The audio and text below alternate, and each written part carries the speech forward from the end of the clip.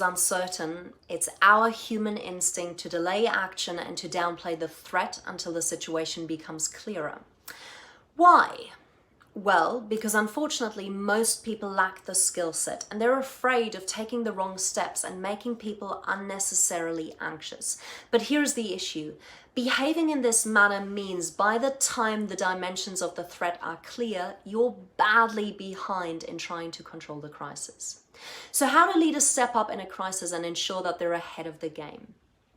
Here's my view. It requires leaders to act in an urgent and honest way. They have to recognize that mistakes are inevitable. And as part of that, they will be correcting course. Now, when they have to correct course, it's really important that they don't assign blame. So let's take a look at two individuals who I believe did an extraordinary job in communicating effectively and stepping into action before everyone else did. The two people I'm talking about are, number one, Adam Silver, who's the commissioner of the National Basketball Association, and of course, number two, you probably guessed it, Jacinda Ardern. Now, in particular, Jacinda Ardern has given us a free lesson in effective leadership over the last few weeks. So let's break down exactly what they did and most importantly, what we can learn from it and how we can apply it ourselves. So consider Adam Silver, who way back on March the 11th, took the surprising step of suspending the Professional Basketball League for this season. Now, Silver's decision was one of the earliest high-profile responses to the virus outside of China. He delivered it at a time of great uncertainty, and coincidentally, March the 11th was the day that the World Health Organization formally designated the coronavirus a pandemic. So in a moment of tremendous ambiguity, Silver's decisive action, well before state governments began restricting public gatherings in the US, set off a chain of events that almost certainly altered the course of the virus. Now, as a result of his decision, over 1 million fans would now avoid potential exposure at games. On top of that, this resulted in a ripple effect. So shortly after, they suspended the National Hockey League, the MLB, and they also rescheduled the Boston Marathon. Now, Jacinda Ardern's response to the pandemic back on March the 21st was bold and engendered public support. That day, Ardern delivered an 8-minute televised statement to the nation in which she announced a 4-level COVID-19 alert system.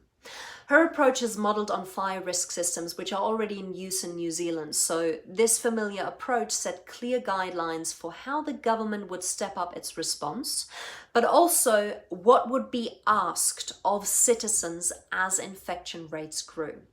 Now, the Prime Minister's announcement when New Zealand had only 52 confirmed cases set the alert level at 2, and they restricted some travel and urging people to limit contact. But when cases grew to 205 4 days later, the alert system was raised to level 4, and that triggered a nationwide lockdown.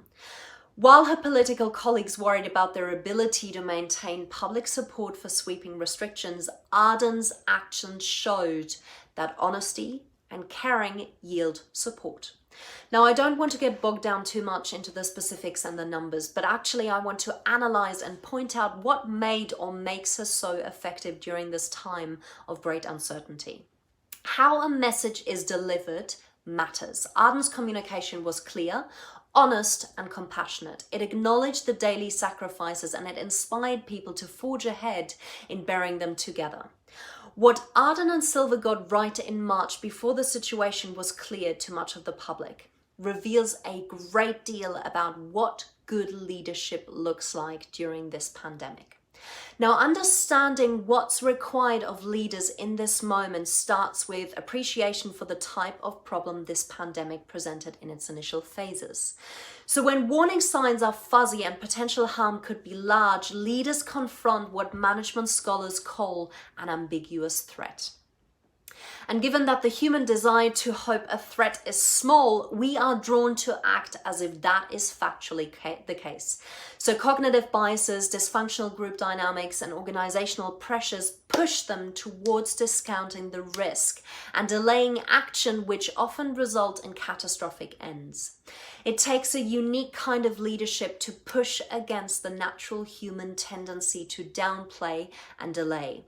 Far too many leaders instead try to send upbeat messages, ensuring that all is well, when unfortunately this can lead to unnecessary lost life at a scale that may never be accurately counted. But this is by no means the only path that leaders can or should take. Here are 4 lessons we can use and apply to ensure we become more effective and transparent in our organizations as leaders. Number 1, act with urgency. If we're faced with any ambiguous threat, our tendency is to wait for more information. But in a crisis, wasting time is really dangerous, particularly in the face of a pandemic with an exponential growth rate. Now, both Arden and Silva acted early, well before others in similar circumstances, and well before the future was clear. Number 2, communicate with transparency. Communicating bad news is a thankless task. It sucks. But leaders who get out ahead risk demoralizing employees, customers, and citizens. It takes courage to understand that communicating with transparency is a vital antidote to this risk. Communicating with transparency also means providing honest and accurate descriptions of reality, being as clear as humanly possible about what you know, what you anticipate, and what it means for people. It's crucial to convey your message in a way that people can understand. Number 3, respond productively to missteps. Because of the complexity of a pandemic, problems will arise regardless of how well a leader acts, and how those leaders respond to the challenges is just as important as how they first address the crisis. First, they must not revert to defensiveness or blame when mistakes are made. Instead, they must stay focused on the goal and look ahead to continue solving the next and most pressing problems. And number 4, engage in constant updating. An all too common misconception of good leadership is that a leader must be steady and unrelenting in staying the course. Yes, steadiness is required, but given the novelty and rapid evolution of the pandemic, it's wrong to think that the work of the leader is to set a course and stick to it. Leaders must constantly update their understanding of prior probabilities, even daily, and they have to use strategies to elicit new information.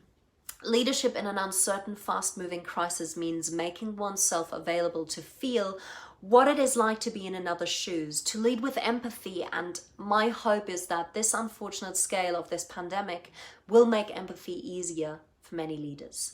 I truly believe that it will be incumbent on leaders to put themselves in another's suffering, to feel with empathy and think with intelligence, and then to use their position of authority to make a path forward for us all. I'd be really keen to hear your thoughts.